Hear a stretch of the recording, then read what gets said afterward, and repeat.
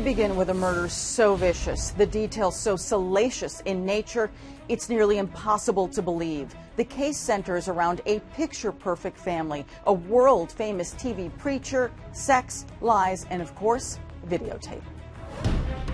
Helter-skelter in the heartland. This was a monster. It's almost as if the Manson family broke into the house on the lake, leaving a chilling calling card on the walls in blood red spray paint. The crime scene inside was horrific. And upstairs, a gruesome scene, the bodies of a mother and her 2 young boys, strangled while they were asleep. Could this be some sick, twisted person that came in and snuffed out this family?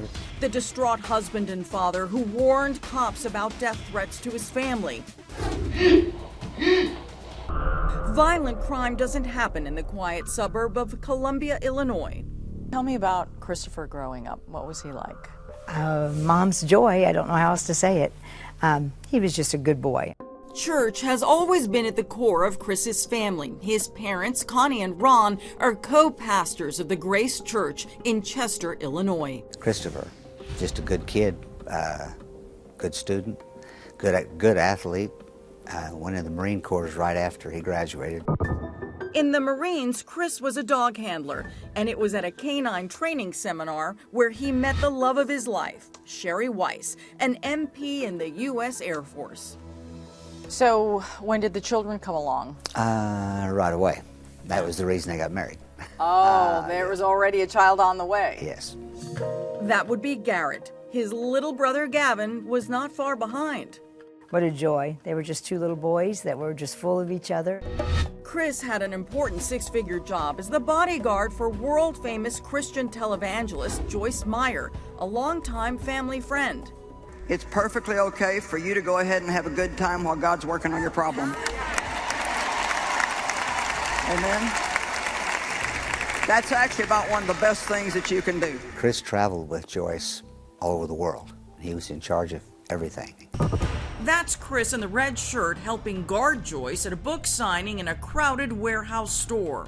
That job for your son was pretty spectacular. Very much so.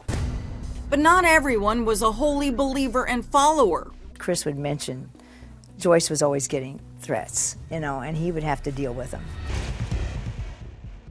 Coleman claimed he was a target of hate, telling relatives and law enforcement that he got chilling emails like this one. Tell Joyce to stop preaching the expletive or Chris's family will die. I will kill them all as they sleep. It's kind of an odd person to target if you really want to get at her. It seemed unusual that the bodyguard would be getting the threat, because the bodyguard is not the person with the name. Detective Sergeant Justin Barlow lived across the street. Chris installed a security camera on Barlow's house that pointed directly at the Coleman house. And the camera only captured these images of Chris playing catch with the kids. 12 hours after this adorable family outing, the boys and their mother would be dead. So when you heard the terrible news, There's not words to say when someone tells you that 3 people have been murdered. There's no, to this day, there's no words. There's no words. It was early morning when a call came into Detective Barlow. Chris was at the gym and said he couldn't reach Sherry by phone. Barlow entered the house on a welfare check. What was the crime scene like on the inside? All 3 were strangled in their beds. They remained in their beds. The fact that the killer had spray painted so much of the house and spray painted over the victims and their beds made it seem like something straight out of the Manson family. This was a monster. Miraculously, the main target, Chris, had escaped the carnage. This person making the threat said exactly what he was going to do, and it happened. As the preacher's personal bodyguard, Chris had received one email that read, "Deny your God publicly or else. No more opportunities." And the final chilling letter sent before the triple homicide. "This is my last warning. Your worst nightmare is about to happen."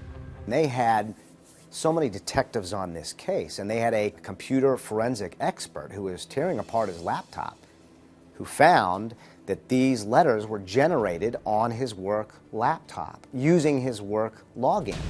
You heard right. Detectives traced the threatening emails to Chris's own IP address, sent to Chris from inside his own home.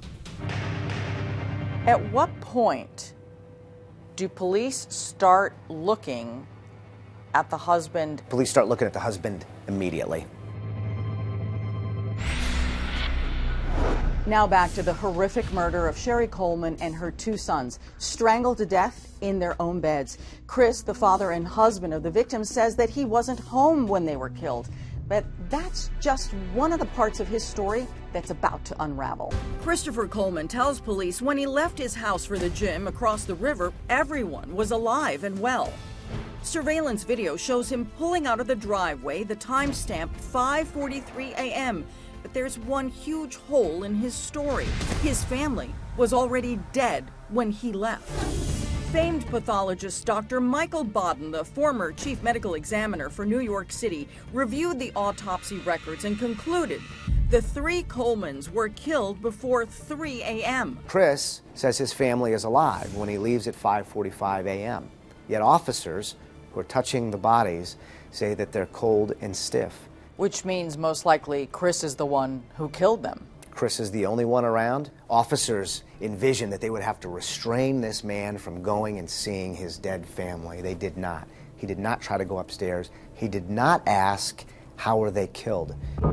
Somebody noticed scratches on his arm. He looked at the scratches on his arm and started punching the gurney in the ambulance. The Colemans looked like a loving family from photographs, but friends gave an entirely different picture.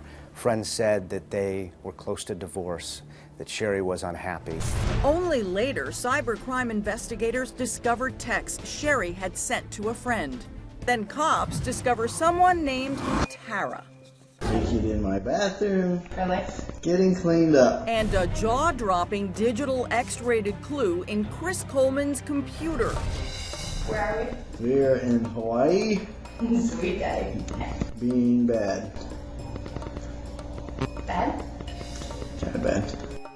And it turns out Tara is also Sherry's best friend from high school, a waitress in St. Petersburg, Florida, exchanging naughty selfies and videos with Chris. So, anyway, just wanted to say I love you and show me your picture, say I love my hair today. Look at you look so hot. Chris said he was friends while detectives in Florida found out that it was an affair with a promise to marry. Flirtatious Chris doesn't know it yet, but the cops know everything about Tara. And they also know with 100% certainty the email threats came from Chris's own computer. I'm just going to have a seat there.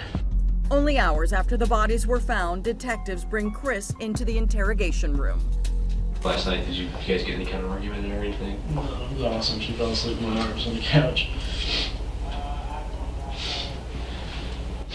Detectives already know that's a lie. Okay, but did anything else happen that you're not telling me? Chris, I'm getting the sense that you're not being 100% truthful. Cops asked Chris how Sherry seemed on the morning he left for the gym. Then she seemed fine when you left. I mean, nothing that you could tell that. No, she was fine. Listen, man, she wasn't alive when you left. She was alive.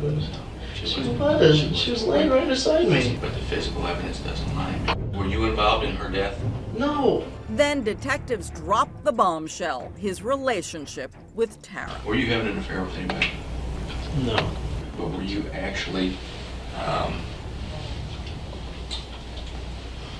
doing anything that you felt wouldn't be approved by your wife? Some of the conversations, probably. His lying about the affair was so stupid because there were all these videos and pictures of him with her naked. What sense does that make? It doesn't make any sense. I know you guys went to Hawaii together. I know that she used your credit card, all right, to sit there and pay her bills last month. They know there's no serial killer on the loose. Chris Coleman is the one who spray painted those Manson family-style messages on the walls of the murder house. Do you have any paint at your house? I think so. No, don't. I don't think so. Any spray paint? If I do, it's old. Actually, it's not old. Cops found this receipt dated 3 months earlier when Chris bought the can of apple red paint. They also found even more corroboration on motive after hauling in Tara. How long have you been in a relationship with Chris? Since late November, early December. What would you tell his wife when he was gone? We did just tell it that he was working. And Tara keeps talking. Did you have any knowledge of these homicides? No knowledge. Police believe that Tara had absolutely no involvement in the triple murder. She's only a witness. We're done. If you're done, I'm done. Yeah. But back in Illinois, police charge Chris Coleman in the triple murder. Chris claims he's innocent, and his defense team says the real killer left unknown footprints, fingerprints, and DNA at the crime scene. A jury didn't buy it. The judge sentenced Coleman to 3 life terms without parole. But we wanted to hear more from Chris. Hello, this is Chris Coleman. Did you kill your wife and your 2 boys because you wanted a life with your mistress? No, absolutely not. I am 100% innocent. Chris Coleman has tried several times to get a new trial. He claimed the jury's decision was based on evidence that they weren't supposed to see, but every time he has tried, a judge has turned down his appeal.